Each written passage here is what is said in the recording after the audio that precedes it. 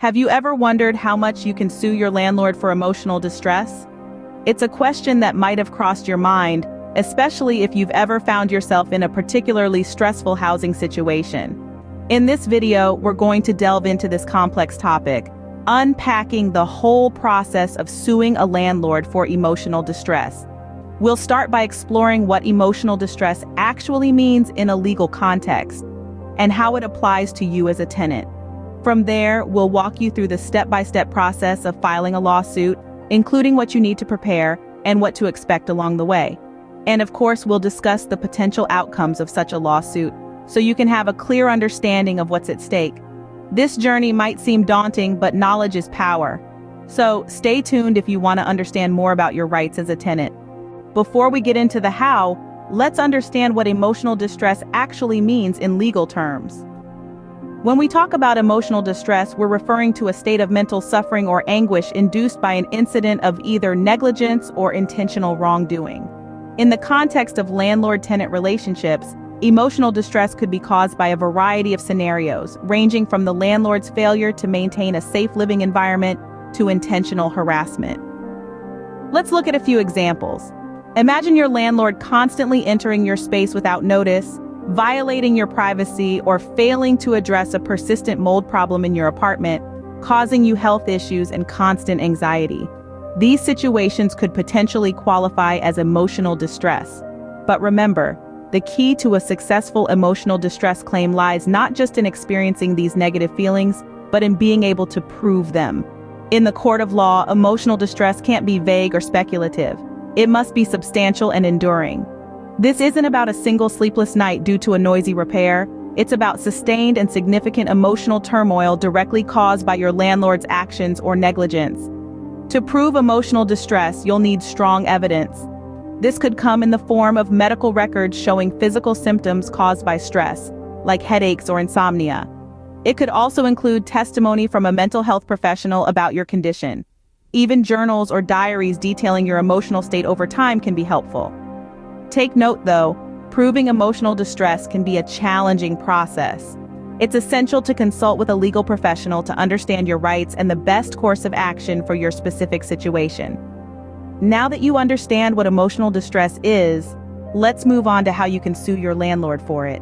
Suing a landlord for emotional distress isn't a walk in the park. It requires careful preparation and execution. Now let's delve into the step-by-step process. The first and perhaps one of the most important steps is to seek legal advice. This is a crucial step because it's important to understand your rights as a tenant and the nature of your claim. A lawyer can help you determine if you have a valid case for emotional distress and guide you on the best course of action. Remember, the law can be a complex maze, and having a legal expert by your side can provide you with the guidance you need. Once you've sought legal advice, the next step is gathering evidence. This is the backbone of your case. It's essential to show that your landlord's actions have caused you emotional distress. This could include medical records, therapy or counseling records, or even personal journals where you've documented your feelings and experiences. Photos, videos, and witness statements can also be powerful pieces of evidence. The key here is to compile a comprehensive collection of evidence that clearly demonstrates the emotional distress you've experienced. After gathering your evidence, it's time to file your lawsuit. This is where you formally accuse your landlord of causing emotional distress. Filing a lawsuit involves drafting a legal document known as a complaint or petition. This document outlines your claims against your landlord, the facts supporting your claims, and the compensation you're seeking. It's essential that this document is clear, concise, and compelling. Again, a lawyer can be a great help in this process, ensuring that your lawsuit is correctly filed and your claims are well articulated. Once your lawsuit is filed, it's time to prepare for court. Court proceedings can be intimidating, but with the right preparation, they can be navigated successfully. During court proceedings, you and your lawyer will present your case, providing the evidence you've gathered to support your claims. Your landlord will also have the opportunity to present their defense. This is a critical stage, as it's where the judge or jury will make a decision based on the evidence presented. Now, it's important to remember that this process can be lengthy and challenging. It may involve numerous court appearances and meetings with your lawyer. However, it's vital to stay focused and committed throughout the process. Ensure you communicate openly with your lawyer, ask questions when you're uncertain, and stay organized. Remember, every situation is unique, so it's crucial to get legal advice tailored to your circumstances. It's your right to seek justice if your landlord's actions have caused you emotional distress. And while it may not be a walk in the park, with the right approach and preparation, you can navigate this process successfully. So, you've filed your lawsuit. What can you expect in terms of outcomes? Now let's delve into the possible outcomes that could arise from a lawsuit for emotional distress against your landlord. The outcomes can be as diverse as the circumstances that led to the lawsuit. Firstly, let's talk about the potential compensation. This can vary widely, depending largely on the severity of your distress and the impact it's had on your life. In some cases, compensation could reach into the tens of thousands or even hundreds of thousands. But remember, these are not the norm and are usually associated with extreme cases of negligence or misconduct by the landlord. The court will consider several factors when determining the compensation amount. These include the severity of your emotional distress, the duration of your suffering, and any physical harm or financial loss you may have experienced. They'll also look at whether the landlord's actions were intentional or merely negligent. Now let's discuss the potential risks and challenges. Lawsuits can be time-consuming and stressful. You'll need to prepare for the possibility that the case could drag on for months or even years. It's also worth noting that emotional distress can be challenging to prove in court. You'll need to provide substantial evidence, often including expert testimony, to convince the court that your distress is significant and directly linked to your landlord's actions. If you lose the case, you could be responsible for covering your own legal fees and possibly those of your landlord. This could add up to a substantial amount. So it's crucial to consider these potential costs before proceeding with a lawsuit. Finally, remember that every case is unique. While we've discussed some general scenarios and outcomes, your case could differ significantly based on your specific circumstances.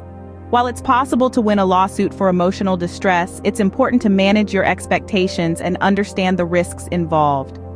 Let's quickly recap what we've covered today about suing your landlord for emotional distress. We began our discussion by defining emotional distress. It's a state of mental suffering or anguish induced by an incident of either negligence or intentional infliction. This could be due to a landlord's actions or failure to act when required, causing you significant emotional turmoil. We then moved on to the step-by-step process of suing a landlord for emotional distress. It's not a straightforward path, but with the right guidance, it can be navigated. The first step is to consult with a legal professional to understand if you have a valid case. This is followed by gathering evidence, which could include medical records, photos, or witness testimonies. Next, you'll need to file a complaint with the court which outlines your case and the compensation you're seeking. Then we delved into the possible outcomes of such a lawsuit. It's important to remember that every case is unique and the outcome can vary greatly. You may be awarded damages if the court finds your landlord liable for your emotional distress.